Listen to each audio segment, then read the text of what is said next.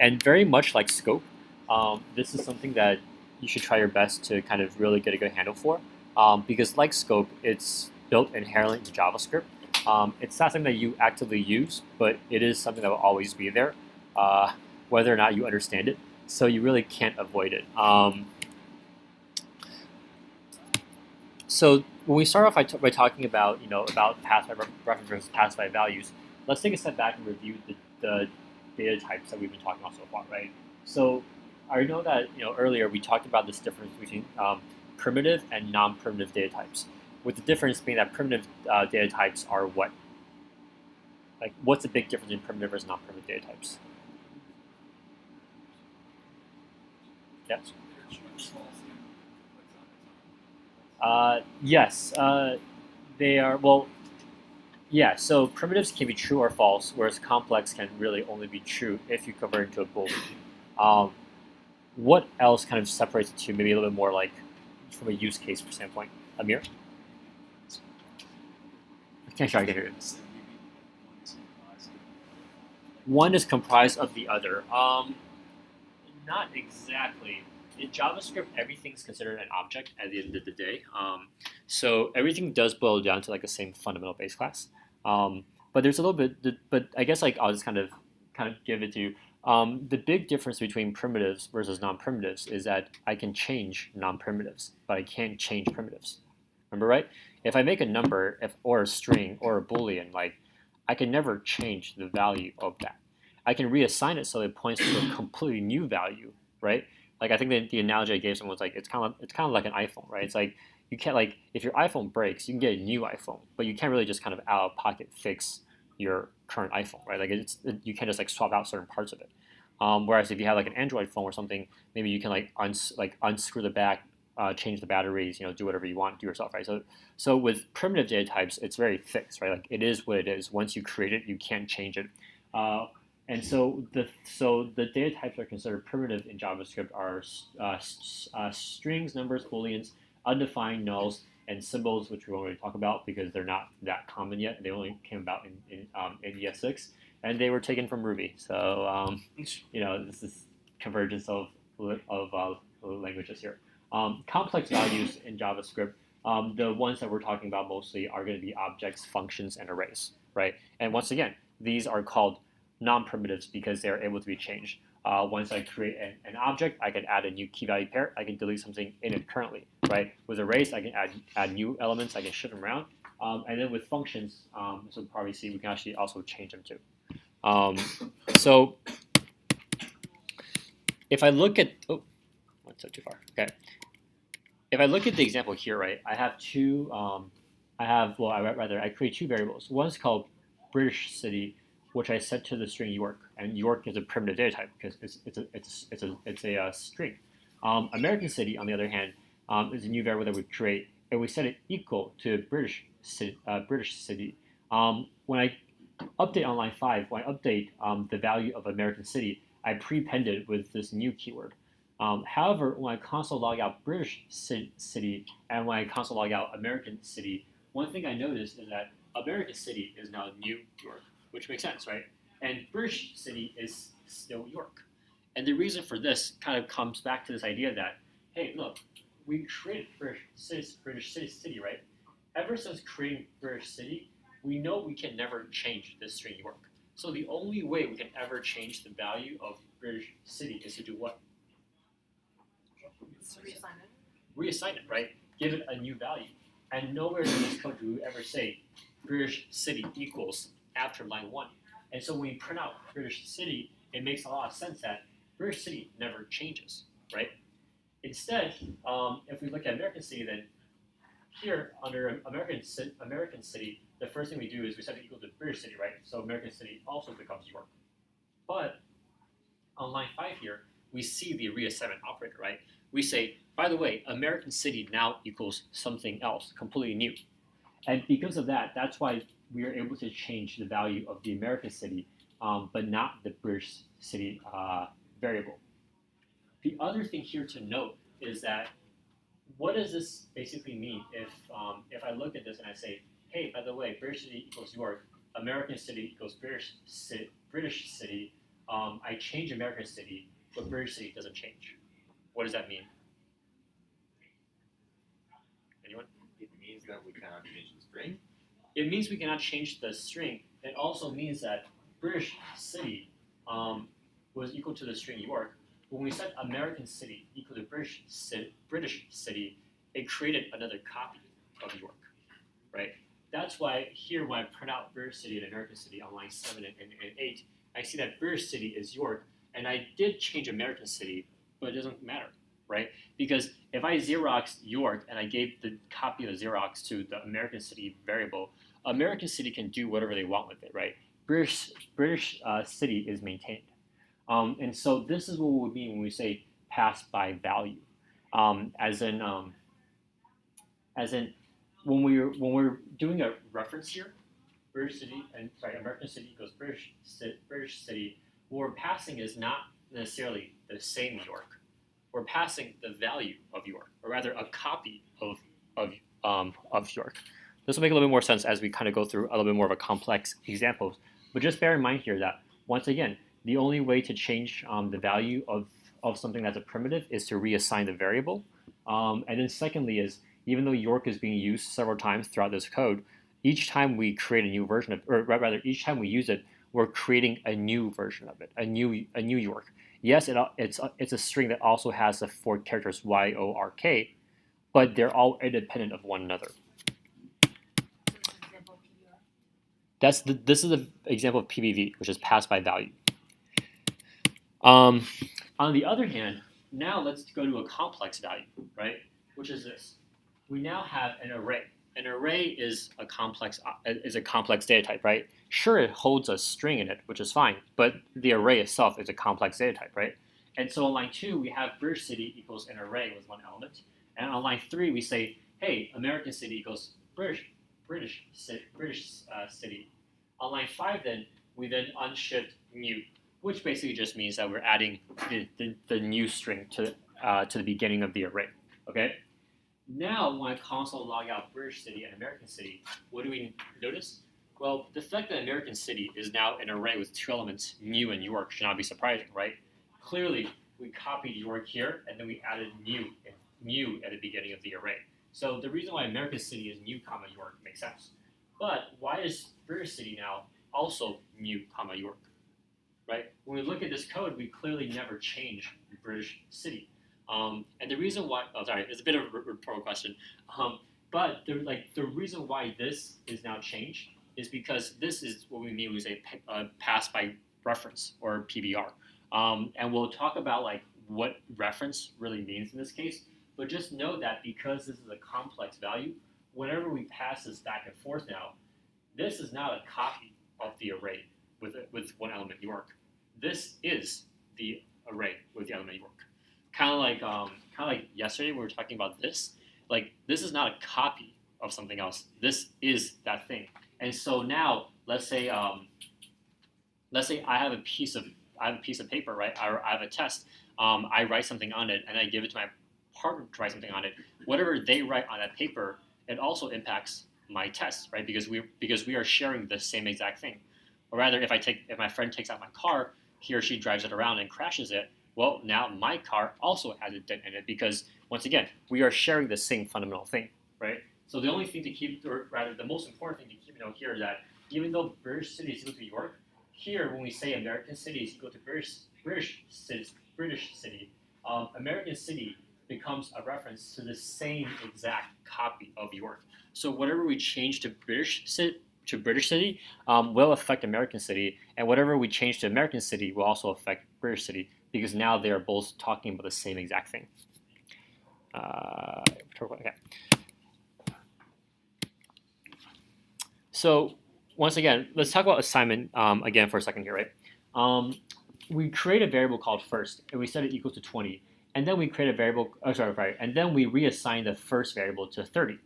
The basic point of this is to show you that when we create the first variable on line 4 there, it initially has the value of 20, but on line 5, when we reassign it to equal to 30, what it's really doing is, on this table on the right-hand side, if you can imagine, there's a difference between a variable and a value, right? And usually when we're talking about variable, the variable points to a given value.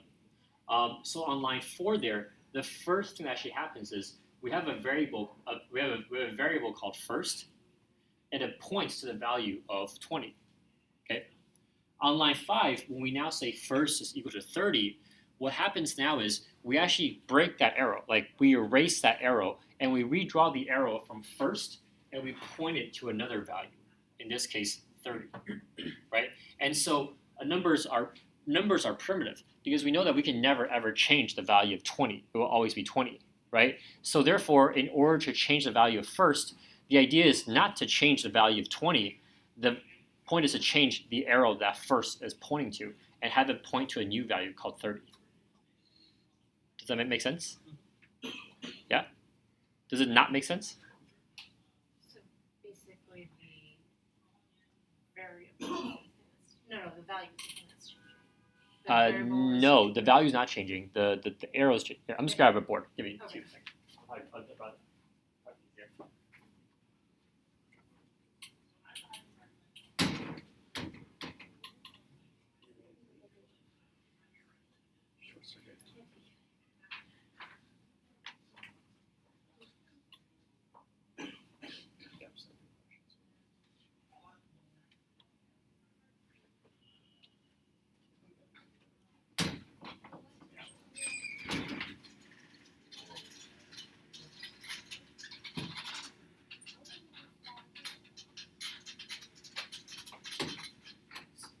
Okay, cool. So is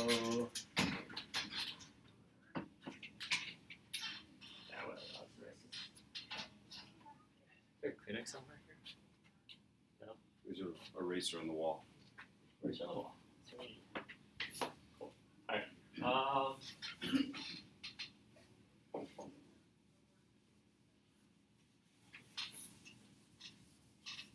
Alright, cool.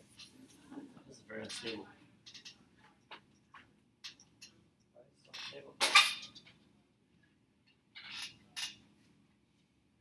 Okay, it only looks unstable. Apparently it's pretty stable. I'll write softly just in case. Okay, so that color. Okay, cool. So if I was to, so on the right hand side, I have something called variable. On the left hand side, I have something called value. Right? After line 4, what I'm doing is I'm creating a variable called first. And I'm picking up a value called 20. Right? And I draw this arrow that says first is now pointing. First is now pointing to 20. Right? So whenever I use the variable first, I'm really using the value 20. Okay? On line 5, what I'm saying now is, oh hey, let me create a value called 30. Let me erase this arrow here. And now first points to 30, right? Remember, we're respecting the idea that we're never going to change 20, right? We can't change it. So what we do is we go somewhere else. Yeah, Amir? Isn't that the same as changing it unless 20 exists still? What do you mean? Like 20 no longer exists, right? Once you change 20 is now a free-floating thing that will be collected eventually by JavaScript and deleted. Yeah. Okay, so like isn't that the same as replacing it? No, and the reason why it's not is because actually, how to phrase this? It's, I guess you can't have multiple things pointing to the same primitive. The reason why you're not changing it is because if you think about like in a computer's like memory, so to speak, like this creates like a new thing. Like basically after this is deleted, the computer takes the same amount of space. Okay, so I'm trying to think of an analogy here. Let's say you have an apartment complex, right? You have someone living in it, right? If that person moves out and then someone else moves in, it's like, yes, you still have net one person in the apartment, but it's a different person. Right, but that other person still exists, right? That the person that moved out. Not in the apartment complex, Okay. right? Yeah, I actually just thought of like maybe it's probably not appropriate. I won't share. Anywho, okay, so on line 5 there, we have this variable called first, and then we have a value called 30, right? So now what we're doing is we're studying the fact that we never changed 20. 20 is still 20, except we're just pointing first to a brand new value called 30. And then the point that we're trying to make there on line 7 is when we create this variable called second, what it's doing is, because this is a primitive, primitives can't be shared, right? Like primitives are static values, and it's not like we can have like multiple variables. Even if multiple variables have the same value, in this case, both first and second is equal to 30. They are storing individual copies of 30, right? And so we'll talk about why this is super critical and why this is fundamentally the difference between path by reference versus path by value. But once again, basically, whenever you're dealing with primitives, you're dealing with path by value, because no matter what you do, every time, like let's say I want to have reference to first now, if I do let third equal first plus 10, or rather let third equal first, what I'm doing then is I'm creating a variable called third. I then look at what value first is, and if first is 30, what I would do is I would create my own value of 30 and now point third to it as well.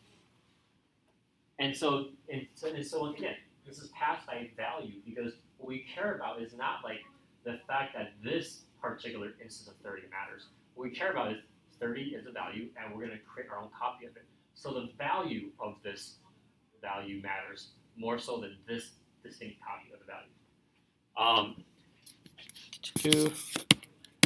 Okay, and so if you follow through the rest of this example here, on line 8 now, we're adding plus plus. So basically, we're resetting second to add 1 to itself. So then, in that case, what we're actually doing is we now create a new variable called a new value called 31. We delete this variable from second, and we now point the second to the 31.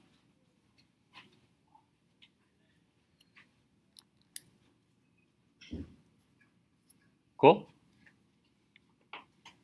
So if you get stuck in today's problem with path by reference versus path by values, like draw out this table. Like it will actually save you a lot of headaches rather than trying to memorize. Like, oh, like I think this variable still has this value, and that is or is not editable. Sorry, just for clarification, this whole table is an example of path by value. Yep. Okay. And then lastly, if I was to do this,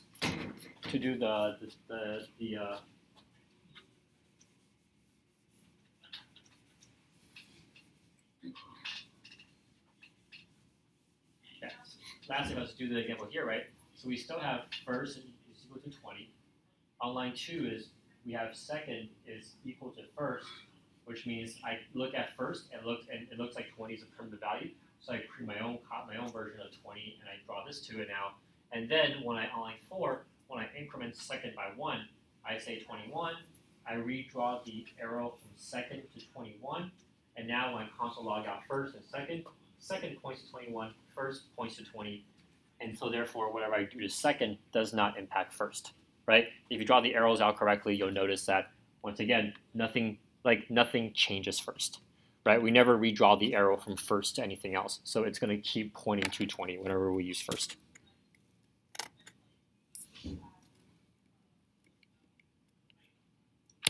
Any questions on primitives? Like basically the main takeaway here is that what we're doing is we're creating a copy of the value every time we use a primitive. Okay. Complex objects then is the opposite of this. Okay. All right.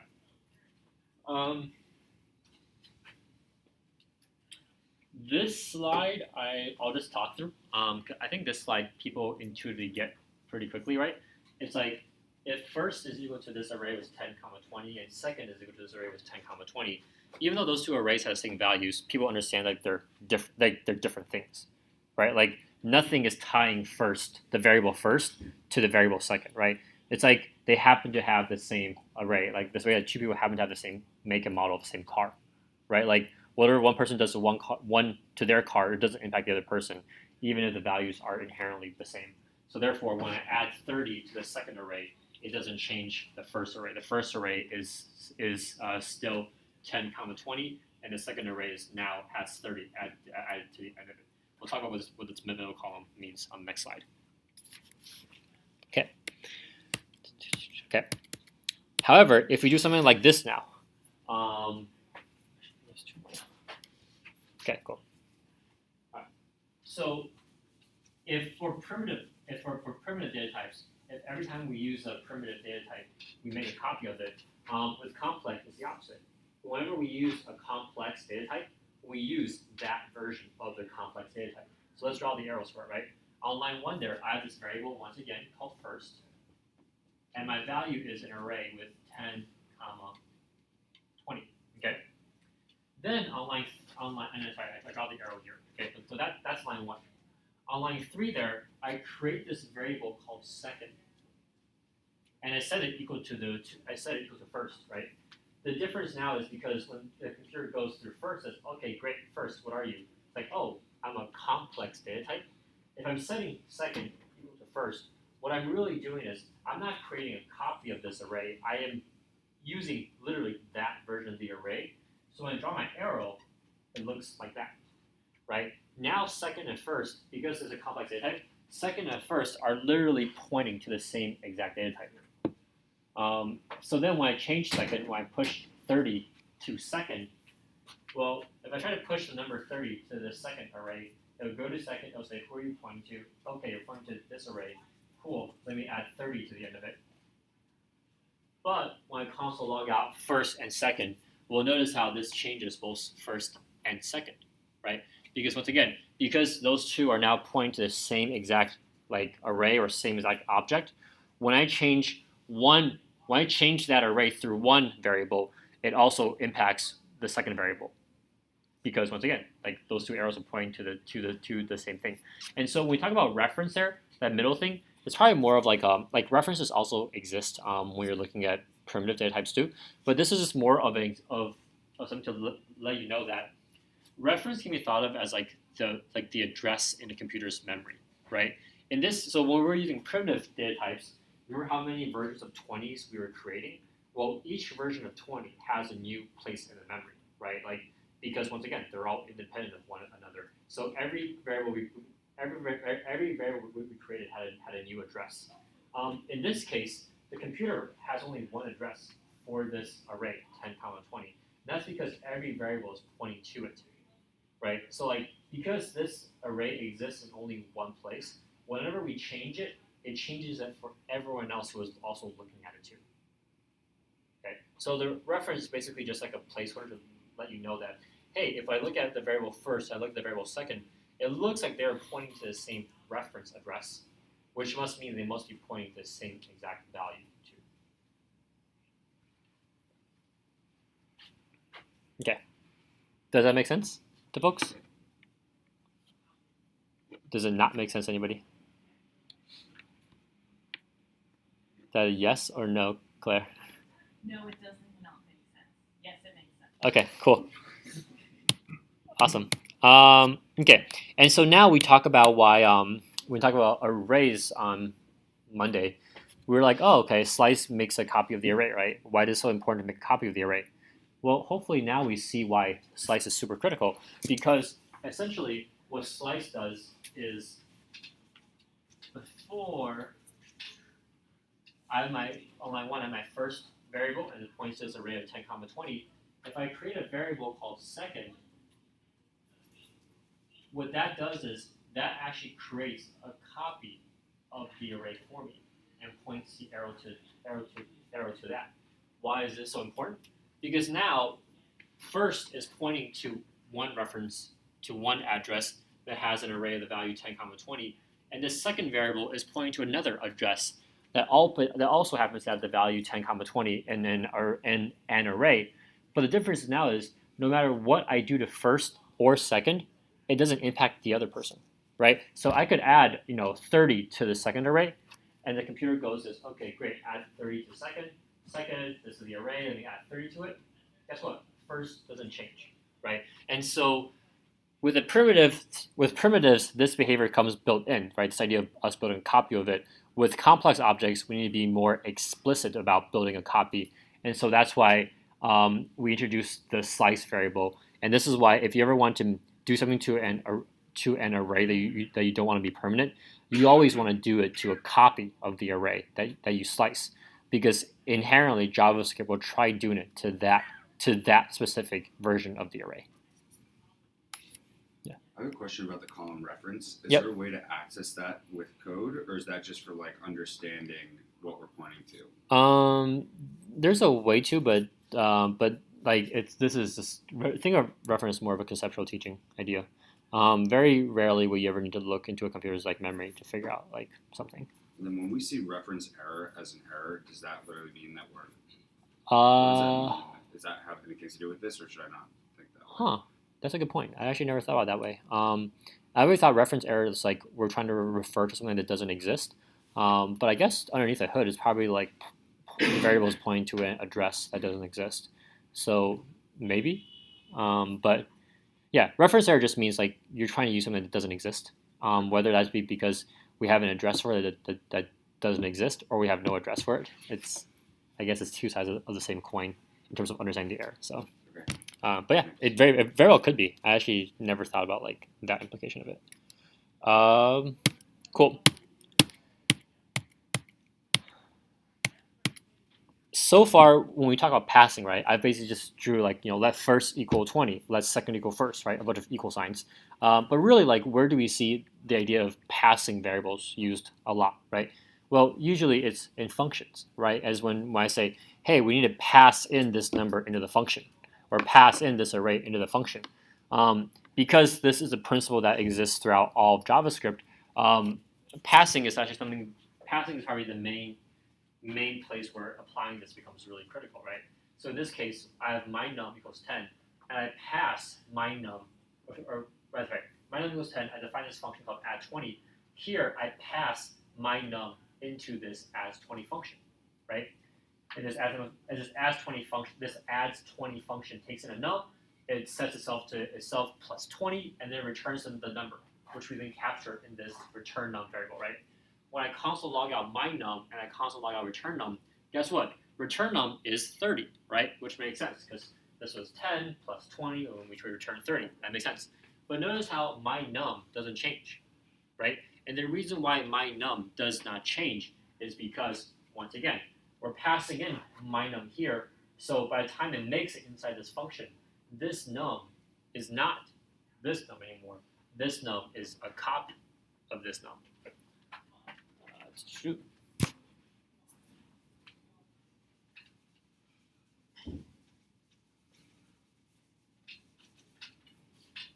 So we have my num here on line 1. We set it equal to 10, right? That's from line 1.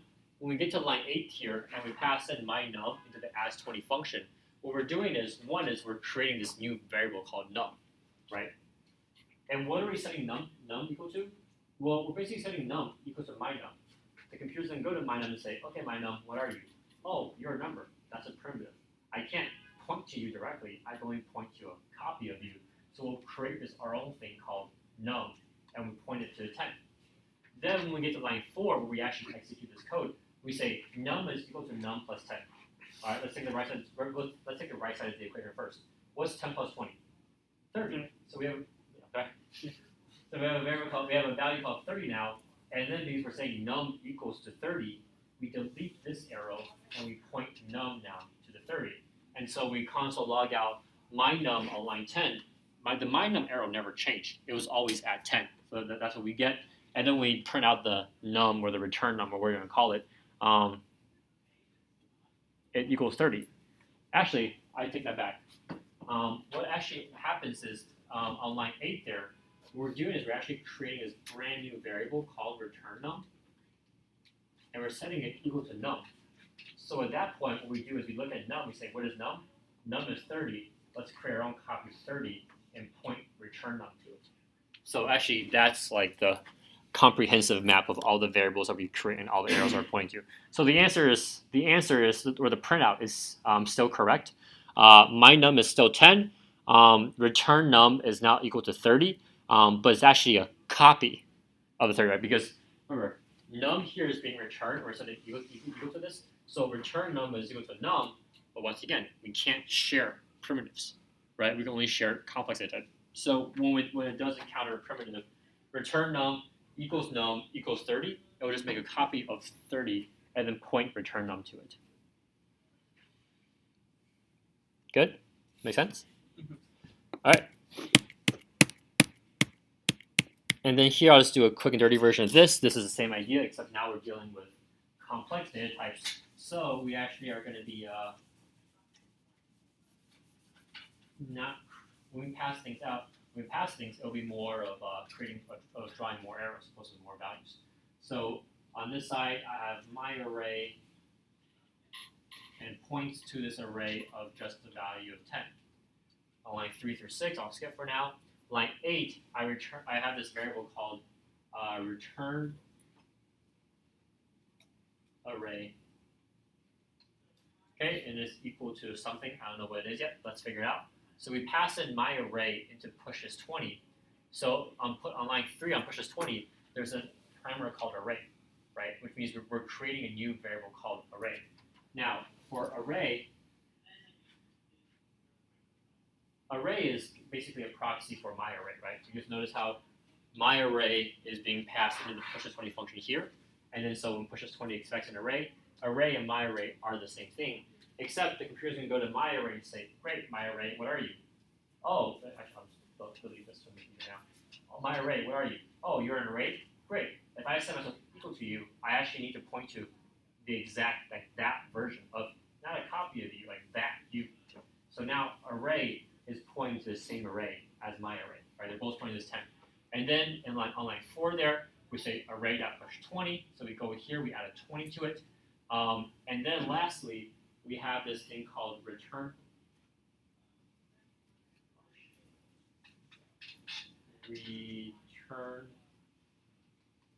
array. And that is set equal to array. Well, what is array? Array is an array, which is a complex data type, right? So this return array also points to that. And so we console log out my array and return array, we get back 10, 20. And if we had if we could point out, if we could also print out array between lines 4 and 5, we would see that it's also the same array, right? Because here we have all 3 variables that are pointing to the same exact array.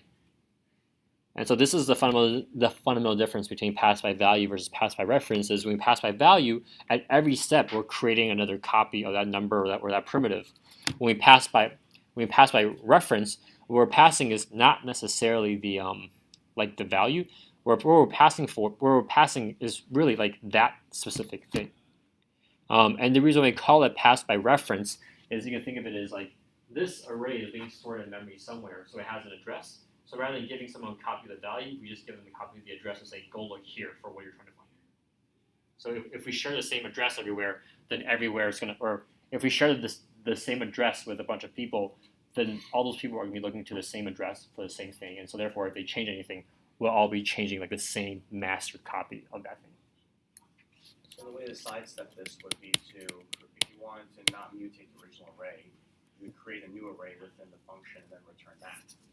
You would create a new array, a copy of the array. Yeah. Using Slice would do it. Yeah. Yeah. Like if you forgot to use slice or something, and then go back and realize you need to make a copy because you altered the original array. It's not like irrevocable in the memory, right? Like you can go back and just add slice. Like, no. No. Okay. No, because once you like the whole point of changing the original thing is that like you only have one copy of it, right? So if I give you a piece of paper and I say and you write something on it, like we can't just go back to when the paper was blank, right? If you make a copy of it and then write on the copy, you now have an original blank piece of paper plus like a new written on piece of paper. You can say, oh, I wrote it wrong, right? Let me just make another copy of the original. But once you change the array, you really can't go back to it. At least not like practically speaking. Or sorry, not conceptually speaking. There might be some way to recover things in computers once you like change them, but like it's not something you want to be doing. And then Mir, you have a question too? Yeah, just to clarify again. Yep. So if you, instead of like using slice, you just do like, let's say new array equals array Mhm. within the function, and then you return the new array after changing it. Yep. Would the original array still be changed? Yep, because if you create a new array here, all you're really doing is you're creating a variable here called uArray. And you're pointing it to the same thing. So when you return new array and it gets assigned somewhere else, people say, okay, great, what's new array? Oh, the new array is pointing to the same address that everyone else is pointing to. So there really isn't a point. right, like at that point, you're not. I mean, effectively, that's what like this array variable is doing. This is like creating a new variable. It's called let array equal my array. So like you're basically making copies of the same thing. So like like that wouldn't break this pass by reference chain you're trying to do. Really, like for this class, like slice is probably the only thing that's going to break it. There might be other more like convoluted ways of breaking it, but like generally, it's just more like you want to be aware of this concept as opposed to something, right? And once again, right, this is something that kind of makes sense if you think about it. Is that like, well, if I have something that's kind of like more customizable and I made like an object or an array, then it makes sense. I want to change like that version of it, right? For things that are more set like numbers, like I don't want to change a number. I don't want to say, oh, let 4 equal 5 all of a sudden, right? So therefore, like it makes sense that you also want to be able to like maintain like the rigidity and the permanence of primitives, whereas with arrays you want to be able to kind of change more like the underlying value of it. Okay. Did that? Oh, great. So this is now why this will now kind of cover the thing we talked about over the past couple of days, where if you have asked me like, hey, why does that not equal? Why does two arrays with the same exact values not triple equal?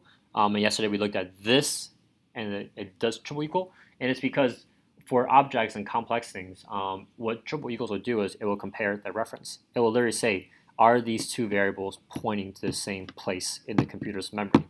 Because if they are, then we know that they're pointing to the same exact thing. If they happen to have the same values, but they're living in two different parts of the computer's memory, the computer will not say these two things are triple equal, more likely because one of them can easily change, right? Like as in like you can change one but not change the other. Whereas equality basically dictates that like, hey, like these two are going to be tied together. So yeah, so that's why we compare arrays and compare objects with triple equals. Only use triple equals when you're trying to figure out if they are actually the same thing or the same reference, and not just if they have the same values. Although I guess if they have the same reference, then they by definition have to have the same values, but the converse does not apply, right? Just because two objects have the same values does not mean that they have the same reference. They could be two different copies of the same thing, of the same values. So if you did let array 2 equal array 1, and then you do the triple equals in the console, call it true? Yep, because then you're just pointing to the same underlying array.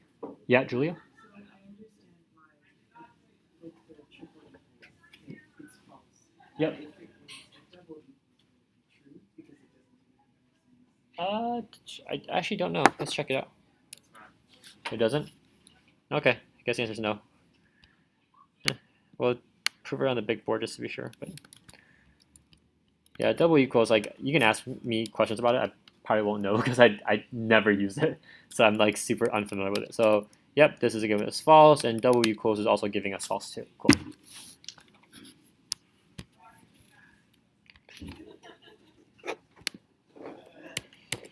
Cool. All right. So that's why equals. Whereas, oh, ta-da! This is I guess what Eric just asked. Array 2 equals array 1. Well, that's true because once again they are pointing to the same reference. They are literally pointing to the same array. Not copies. They're pointing to the same array. So therefore, JavaScript considers that to be true. Last thing we'll talk about is something that it's a little bit more of a nuanced point. Is this idea between a shallow copy and a deep copy. So slice creates a copy of an array, right? And so if I think about what it means to create a copy of an array,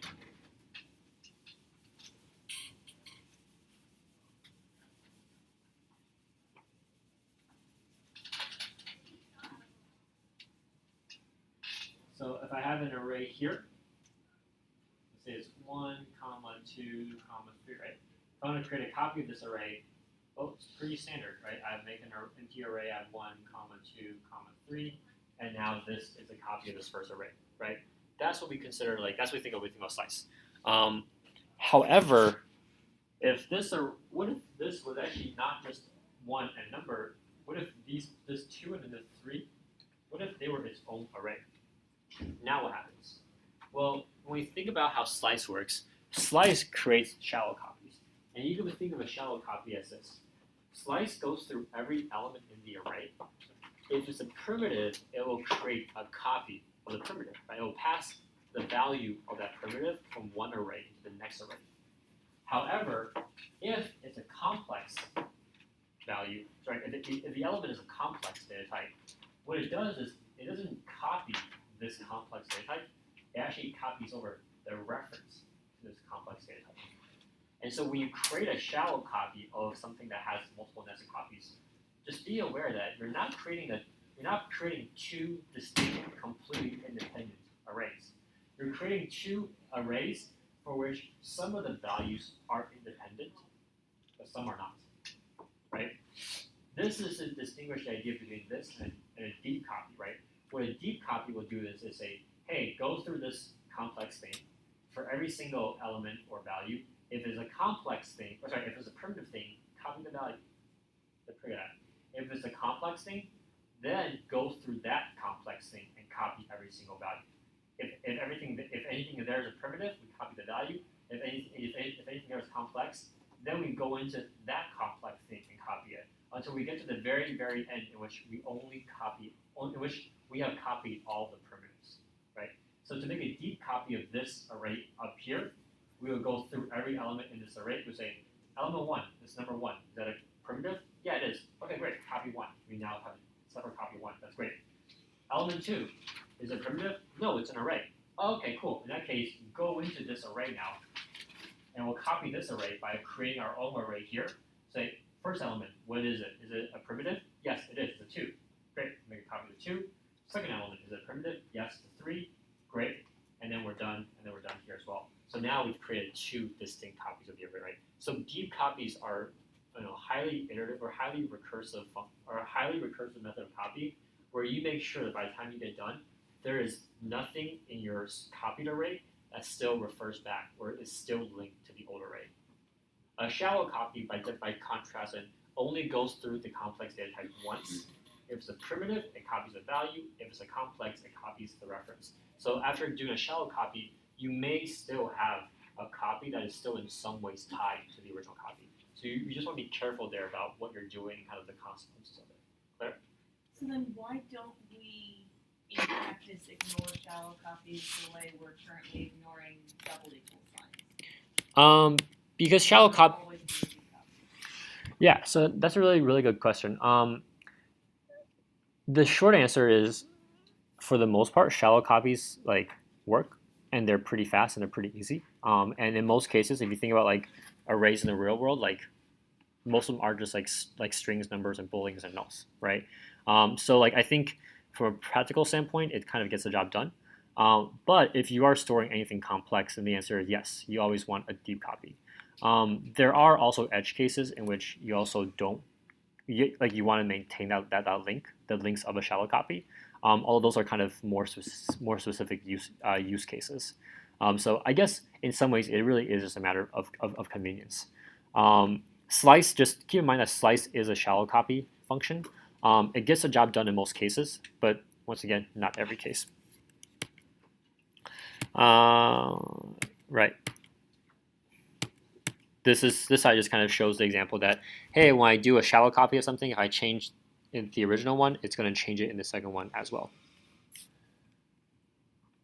And then in this case, what it's showing you is that this thing, the second element in array 1, the reference is equal to the second element in array 2, which means that they are still linked together somehow. But so yeah, so that was the run through of pass by reference versus pass by values. Yeah, how do you make it? I think you do that in one of the workshop problems, so you'll figure it out. There's no method or anything that does it. There might be, but I think the workshop will probably not let you use it. I mean, if you think about it conceptually, it's actually not that it's not super hard or tight, right? It's we know how to make a shallow copy, right? So you're just basically just making shallow copies. It's kind of do you remember how we had the array function? And it's how we print out every single name on the VIP guest list is well, we'll go through the array. If we encounter a name, we'll print it out. If we encounter another array, we'll go into that array, right, we'll go through every element in that array. If it's a name, we'll print it out. If it's another array, we'll go into that array, right? So it's the same exact concept. We'll talk about how to do this kind of more infinitely for using recursion on Sunday, but conceptually, that's the approach. So operator. Let's see. JavaScript equivalent. They might have created something in ES6 or ES7 or something. I mean, it's JavaScript deep copy array. Yeah, sure. Okay, let's see if there's anything on here.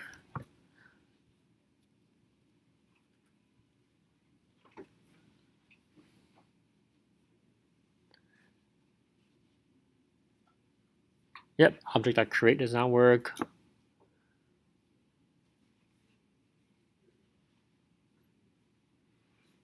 Huh.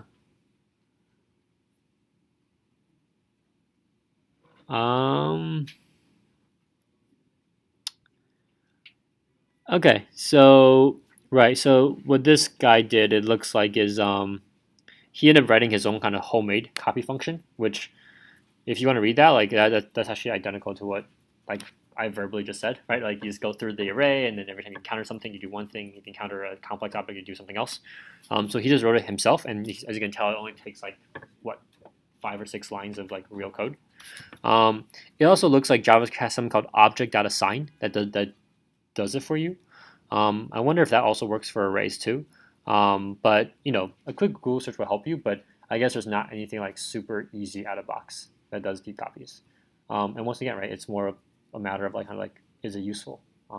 If you need it, write it yourself. It'll take no more than 5 to 10 minutes, or it should take no more than 5 to 6 minutes once you get more familiar with it. Okay, so this is also really interesting.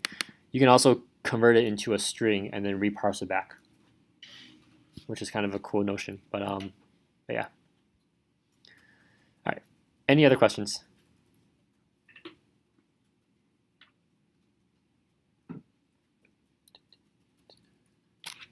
All good?